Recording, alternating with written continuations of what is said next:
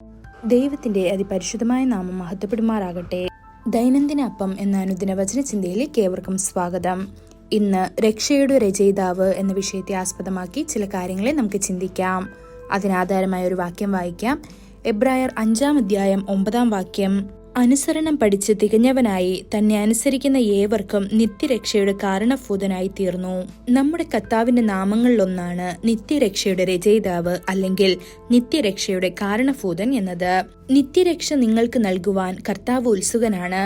ഭൂതകാലത്തിന്റെ രക്ഷയും വർത്തമാനത്തിൽ രക്ഷയും ഭാവിയിൽ രക്ഷയും ഉണ്ട്.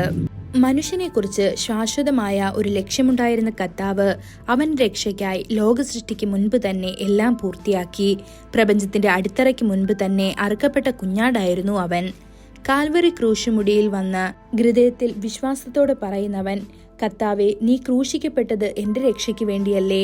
ഞാൻ അങ്ങേ എന്റെ കർത്താവും യജമാനുമായി അംഗീകരിക്കുകയും സ്വീകരിക്കുകയും ചെയ്യുന്നു എന്ന് ആ നിമിഷം തന്നെ അവന്റെ പാപങ്ങൾ ക്ഷമിക്കപ്പെടുകയും അവൻ രക്ഷയുടെ സന്തോഷം സ്വീകരിക്കുകയും ചെയ്യുന്നു.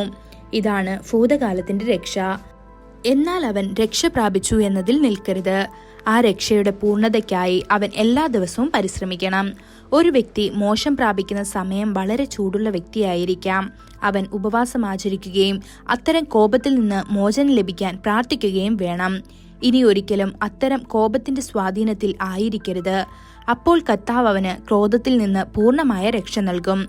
അതുപോലെ ചില ആളുകൾക്ക് അവരുടെ വൃദ്ധമായ സംസാരവും നുണയും കാരണം വിജയകരമായ ജീവിതം ഉണ്ടാകണമെന്നില്ല.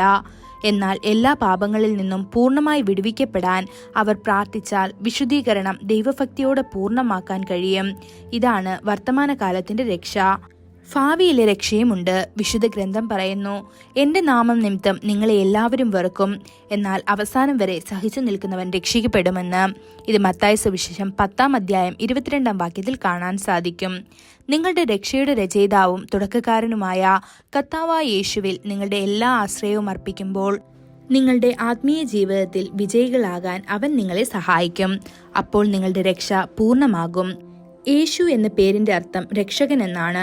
അവൻ തന്റെ ജനത്തെ അവരുടെ പാപങ്ങളിൽ നിന്ന് രക്ഷിക്കും എന്ന് മത്തായി സുവിശേഷം 1-ാം അധ്യായം 21-ാം വാക്യത്തിൽ കാണാൻ സാധിക്കുന്നു. എന്ന് മാത്രമല്ല, മറ്റൊരിടത്തും രക്ഷയില്ല. കാരണം മനുഷ്യരുടെ ഇടയിൽ നാം രക്ഷിക്കപ്പെടാൻ ആകാശത്തിന് കീഴെ മറ്റൊരു നാമവും നൽകപ്പെട്ടിട്ടില്ല എന്ന് അപ്പോസ്തല പ്രവൃത്തികൾ 4-ാം അധ്യായം 12-ാം വാക്യത്തിലും പറയപ്പെടുന്നു. കർത്താവായ യേശു നമ്മെ വീണ്ടെടുക്കുകയും രക്ഷിക്കുകയും ചെയ്യുന്ന വിവിധ കാര്യങ്ങൾ എന്തൊക്കെയാണ്? ഒന്നാമതായി, അവൻ നമ്മെ പാപത്തിന്റെ ചെൾക്കുണ്ടിൽ നിന്ന് രക്ഷിക്കുന്നു. രണ്ടാമതായി, അവൻ നമ്മെ സാത്താന്റെ ക്രൂരമായ പിടിയിൽ നിന്ന് രക്ഷിക്കുന്നു.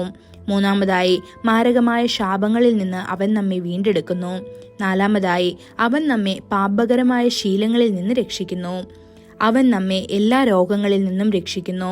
മന്ത്രവാദത്തിൽ നിന്ന്, മന്ത്രവാദികളിൽ നിന്നും, ദുഷിച്ച പദ്ധതികളിൽ നിന്നുമെല്ലാം. ദൈവമക്കളെ, ക്രിസ്തു നൽകുന്ന രക്ഷയും ശാശ്വതവും പൂർണ്ണമായ രക്ഷയാണ്. ഈ അത്ഭുതകരമായ രക്ഷ നിങ്ങൾക്ക് ലഭിച്ചിട്ടുണ്ടോ? അതിനായി നമുക്ക് വാഞ്ചിക്കാം. ഈ വചനങ്ങളാൽ ദൈവം നമ്മെ ഓരോരുത്തരെയും അനുഗ്രഹിക്കുമാറാകട്ടെ. കൂടുതൽ ധ്യാനത്തിനുള്ള വാക്യം യെശയ്യാവ് 59-ാം അധ്യായം 1-ാം വാക്യം. രക്ഷിപ്പാൻ കഴിയാതെ വണ്ണം യഹോവയുടെ കൈ കുറുകിയിട്ടില്ല, കേൾപ്പാൻ കഴിയാതെ വണ്ണം അവന്റെ ചെവി മന്ദമായിട്ടുമില്ല.